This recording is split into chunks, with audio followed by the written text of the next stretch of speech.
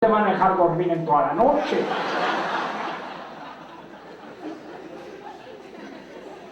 No solo no sabemos ya lo que decimos, a veces tampoco entendemos bien lo que se nos dice, y nos sucede entonces lo que a aquella otra chica que se iba a casar.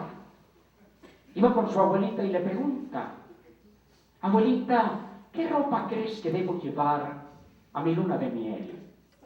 Le dice la viejita: lleva una bufanda. Una bufanda, abuelita, se ríe la muchacha. ¿Cómo una bufanda, abuelita? Si vamos a ir a Cancún. En todo caso, llevaré un negligé. Le dice la viejita: no, tú lleva una bufanda. Yo también a mi luna de miel llevé un negligé. Y tu abuelo me lo trajo de bufanda todo el tiempo.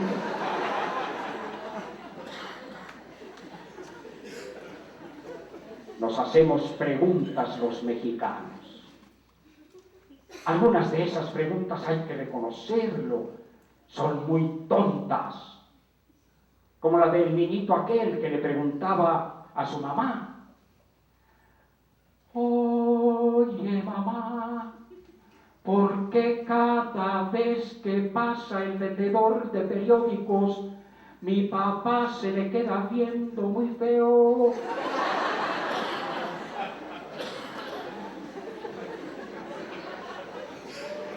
Otras preguntas, en cambio, hasta se pasan de inteligentes, como la del tipo aquel que era cazador. Una comadre suya se enteró de que iba a salir de cacería y va con él y le dice: oiga, compadre, si mata usted un venado, me separa una pierna. Le dice: ¿y si mato dos?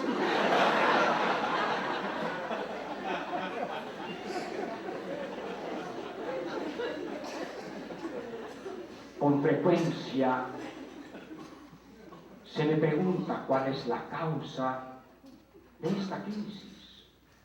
¿Por qué nuestro país, tan rico en recursos, ha llegado a verse en el estado de postración en que lo vemos ahora? En los antiguos libros de geografía se decía que el mapa de México tiene la forma de un cuerno de la abundancia. Se describían en aquellos entrañables textos las inmensas riquezas de la patria, las minas de oro y plata prodigiosas, los mantos de petróleo inagotables, las ubérrimas selvas, los veraces campos labrantíos, nuestros bosques, praderas y montañas, las costas y litorales mexicanos hermosos y extensísimos. Tal parecía que Dios, para el creyente, había dejado en este país todas sus riquezas. Cuando alguien me hace esa pregunta relativa a la crisis económica, yo procuro meditar en los errores que hemos cometido. El primero quizá tuvo su origen en nuestro tiempo, cuando se hicieron aquellos fabulosos hallazgos de petróleo en la sonda de Campeche. El entonces presidente de México, José López Portillo, nos dijo que en adelante nuestra riqueza sería tan grande que de lo único que tendríamos que preocuparnos sería de aprender a administrar la abundancia. Al conjuro de aquellas frases engañosas, olvidamos una verdad sencilla. La principal fuente de la riqueza de un país es el trabajo de sus habitantes. Yo sé de un solo lugar, uno nada más, no conozco otro, en donde el éxito viene antes que el trabajo. Ese lugar es el diccionario. Ahí sí, primero viene éxito y hasta después viene trabajo.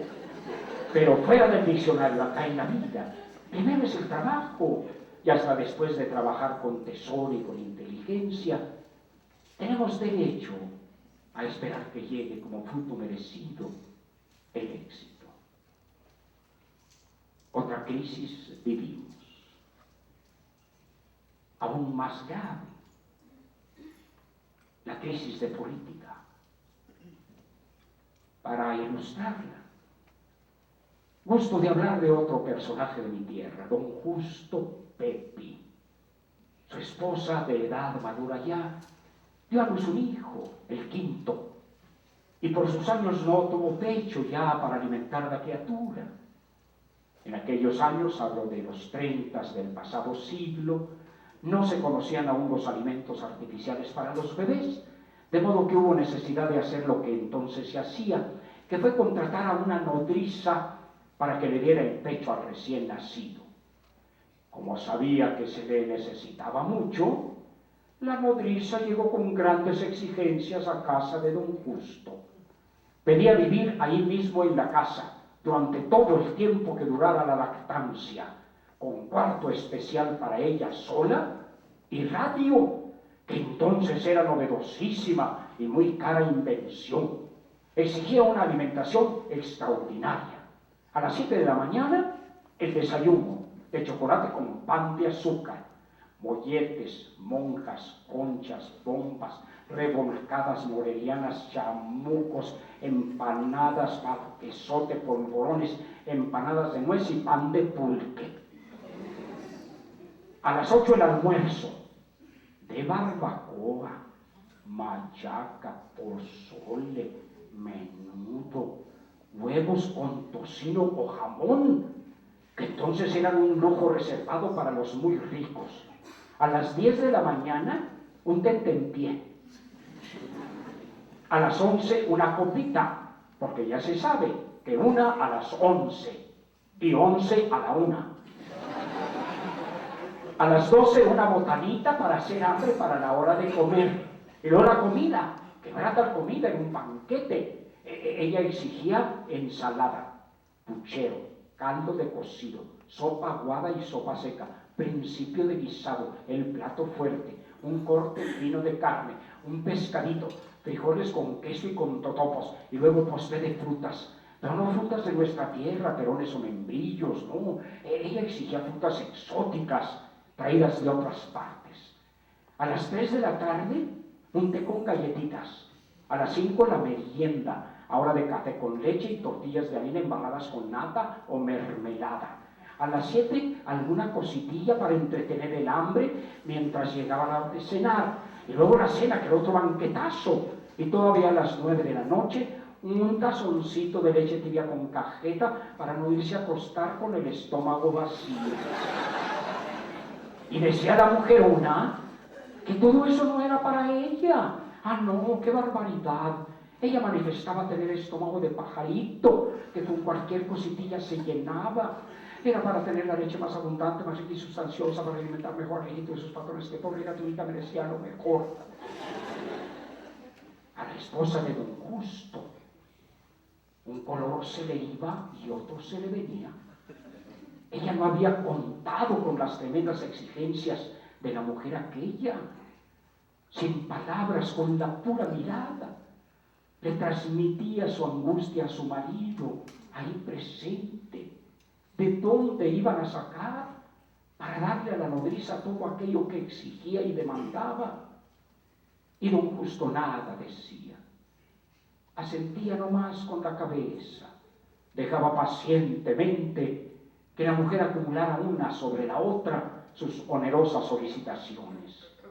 Cuando ella terminó por fin la interminable nómina de sus demandas, entonces sí, don Justo Pepi habló. Mire, señora, le dijo a la mujer, yo soy casado y padre de 5 hijos.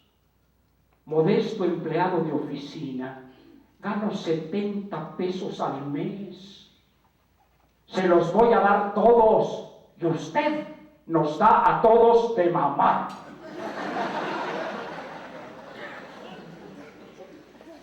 Pues para nosotros, durante largas décadas, esa gran nodriza fue el gobierno. De él lo esperábamos todo y todo estuvimos dispuestos a entregarle. Formamos parte de un sistema que obedecía a una voluntad omnímoda, la voluntad presidencial. Vastos sectores de nuestra población, obreros, campesinos, se convirtieron en una especie de menores de edad o incapacitados sujetos a tutela. Y solo hasta hace muy poco tiempo empezamos a ganar trabajosamente la calidad de ciudadanos y a transitar, siquiera sea cayendo y levantando, por una senda nueva que se llama democracia. Tiempos muy diferentes hemos de vivir y no permitir que se instauren de nueva cuenta los pasados, pues si no nos mantenemos alerta, vigilantes, podemos hacer lo que hicimos en aquellos tiempos y omitir de nuestra vida esa participación que evita que se implanten esas voluntades autoritarias, sean del signo que sean.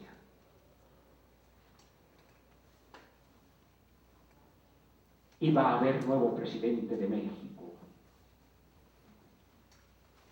y se escogió como candidato a Miguel Alemán.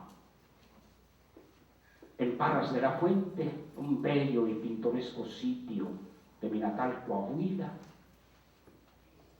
el delegado municipal del partido oficial era un señor llamado don Utimio, y se formó en Saltillo una comisión para ir a informarle la reciente novedad política. Quien encabezaba el comité le dijo: don Utimio, venimos a hacer de su conocimiento que nuestro partido ya tiene candidato a la presidencia de la República. Respondió don Utimio: no necesito ni saber quién es para asegurarles desde ahorita que todas las fuerzas vivas de Parras, las muertas ya pa' qué, estarán con nuestro candidato. Le dicen: es alemán. Y dice don Utimio: y chino que fuera.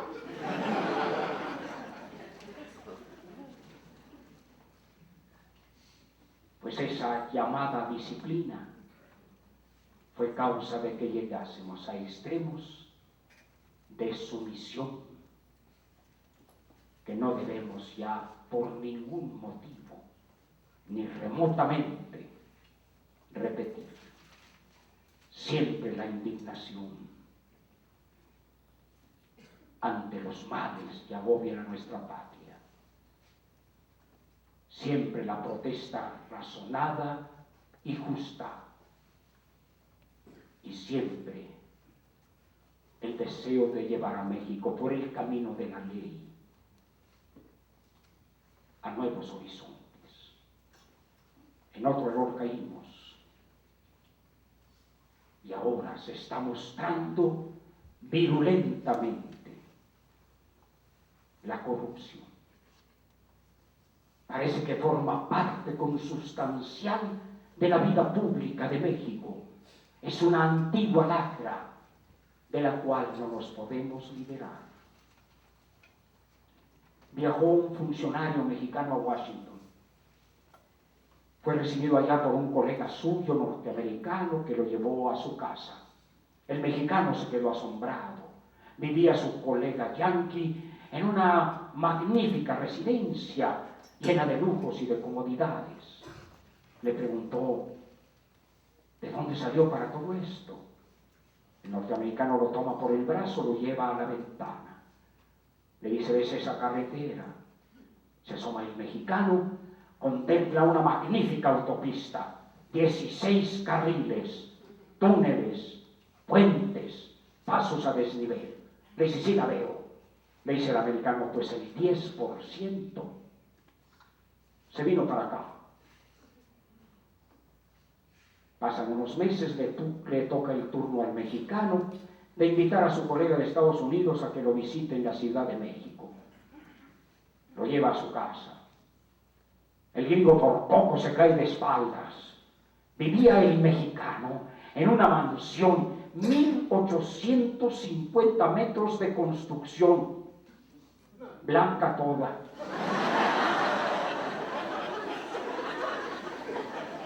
Cinco hectáreas de jardín, alberca interior y exterior, elevadores interiores, campo de golf, aeropuerto para que aterrizaran jets. Le dice el americano, ¿de dónde salió para todo esto? El mexicano lo toma por el brazo, lo lleva a la ventana. ¿Ves esa carretera? Se asoma el norteamericano, voltea para todos lados. Dice, no veo nada. Le dice el mexicano, pues el 100% se vino para acá.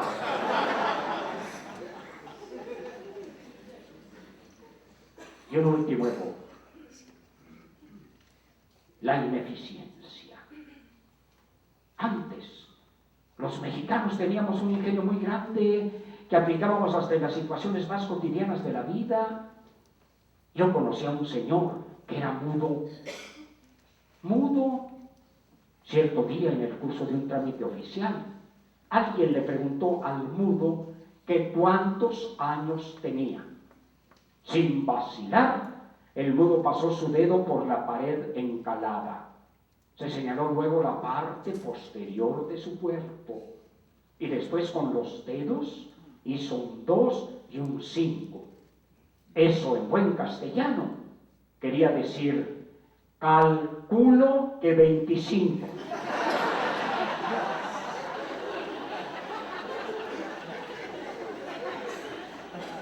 Más claro no canta un gallo. Con aquel ingenio, los mexicanos nos poníamos en situación inmediata de ventaja en cualquier oportunidad que se nos presentara. Viajaba un mexicano en jet. A su lado iba una muchacha muy guapa, que entabló conversación con él. Le dice la muchacha, pues fíjese usted, señor, que yo me dedico al estudio de todas las cuestiones relacionadas con la sexualidad humana. Y en el curso de mis encuestas e investigaciones que he realizado en numerosos países de la Tierra, he llegado a una conclusión sumamente interesante. En tratándose de ejercicio sexual en el varón, los campeones en lo que se refiere a potencia son los árabes, y los que se llevan la palma en técnica son los mexicanos. Pero perdone, señor, no le pregunté su nombre. Dice el tipo, Mohamed Ixtlilxóchitl para servir a usted.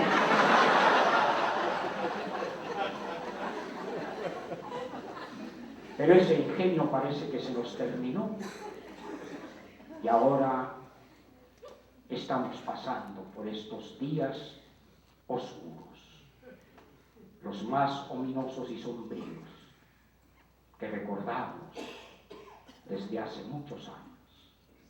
Y sin embargo, amigas y amigos, muchachas y muchachos, a la vista y en la presencia de esas crisis, de todos los problemas que tenemos, de las calamidades mil que nos agobian, de los sombríos nubarrones que se han abatido sobre el suelo mexicano, a pesar de todo eso, digo, este que les habla se declara un optimista.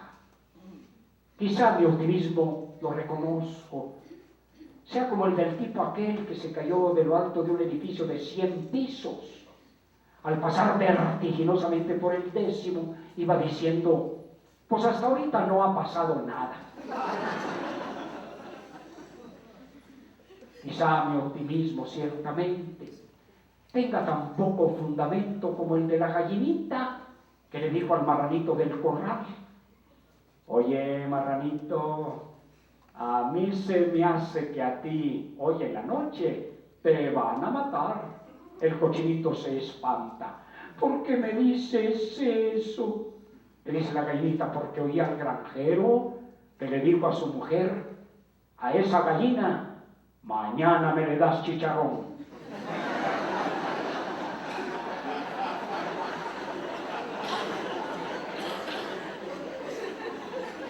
Pero es que hay algo que los mexicanos hemos olvidado y que deberíamos recordar. Llegó una pareja de ancianitos a un restaurante. El viejecito llenaba a la ancianita de finas y delicadas atenciones y se dirigía a ella con expresiones de inmenso cariño. Ven, mi vida, siéntate, mi cielo, estás a gusto, reina, ¿qué quieres pedir, ángel? El mesero observaba aquello y estaba impresionado. Poco después la viejecita se levantó de la mesa para ir al baño y el mesero, sin poderse contener, va con el ancianito y le pregunta: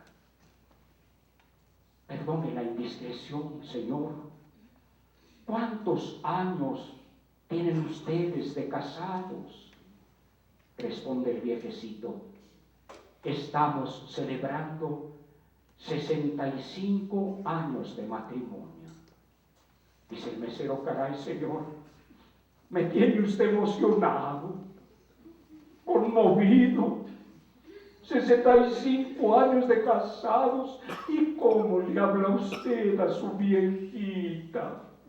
Mi vida, mi cielo, mi reina, mi ángel.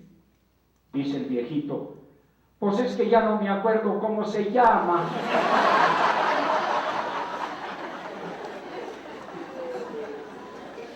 Pues nosotros hemos olvidado que en su pasado México ha afrontado crisis considerablemente más graves. De todas ellas ha salido con bien y para ser mejor. Hace 4 años, en el 2010, los mexicanos celebramos 2 fastos importantes de nuestra historia: el bicentenario del comienzo de las luchas por la independencia y el centenario de la revolución. Ambos fueron verdaderos cataclismos sociales. Al término de las luchas independentistas, la minería había desaparecido, el comercio y la industria se paralizaron, el campo quedó abandonado. Y después de la revolución se contaron más de 1 millón de muertos en un país cuya población apenas llegaba en aquel tiempo a los 10 millones de habitantes. De ambos conflictos, México resurgió y siguió buscando empeñosamente el modo de convertirse en una casa mejor para sus hijos.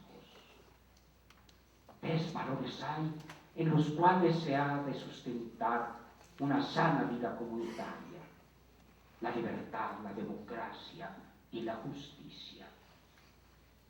Gozamos los mexicanos de un ámbito, si no absoluto, sí amplio y generoso, de libertades ciudadanas.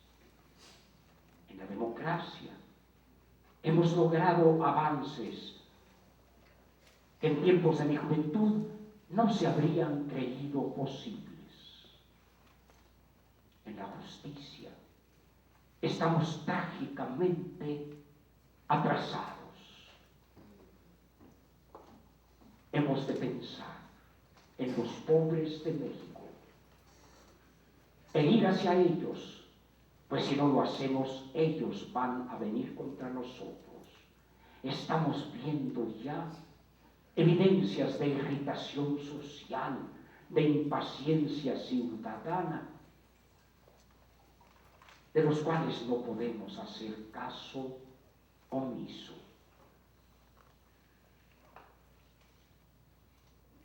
Alguien le preguntó una vez al filósofo Díaz, uno de los famosos 7 sabios de la Grecia antigua, cuáles eran los mejores soldados para guardar la ciudad de Atenas.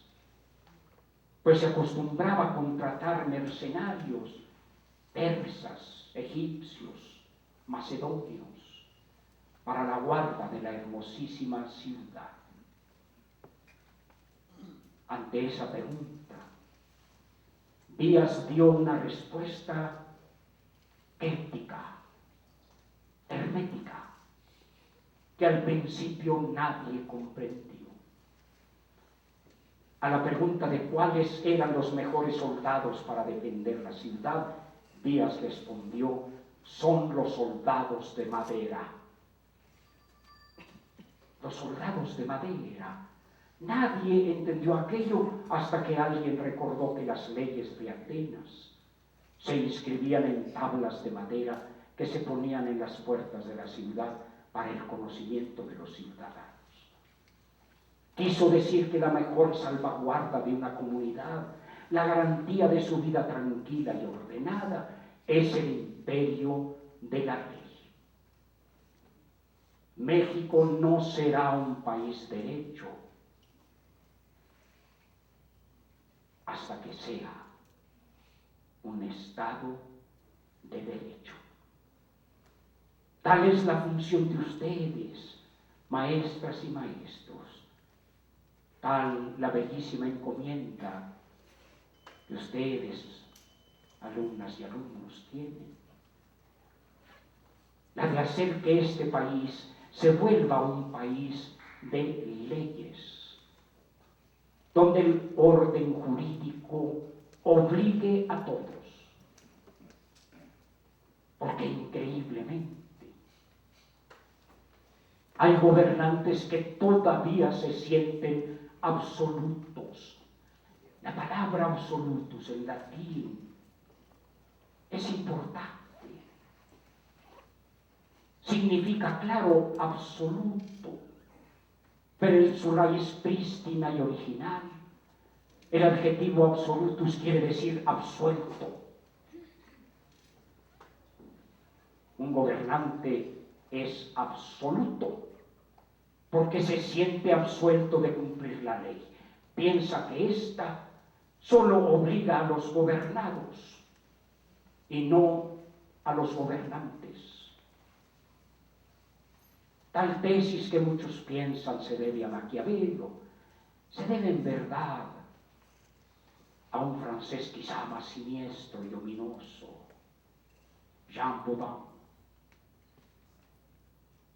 Aceptaba la tesis de los derechos naturales y decía que en efecto hay derechos con los que la persona nace y que tiene por el solo hecho de ser persona. Aceptaba esa tesis que iba contra el absolutismo monárquico que él defendía, pero hacía una acotación. Hay derechos naturales, sí, pero es el soberano el que dice cuáles son derechos naturales y cuáles no. Es como decir: amo a mi prójimo, pero me reservo el derecho de decir quién es mi prójimo y quién no lo es. De ahí deriva esa actitud que la casta política conserva todavía, la de sentirse por encima de la ley, la del creer que el orden jurídico no se refiere a ellos. Tantos casos hemos visto últimamente de ese menosprecio de la ley y en ese terrible error, en ese defecto, se originan muchos de los males que ahora estamos padeciendo. He aquí la bellísima función de esta facultad: influir decisivamente en la comunidad, de tal manera de entender que las leyes no han de ser letra muerta,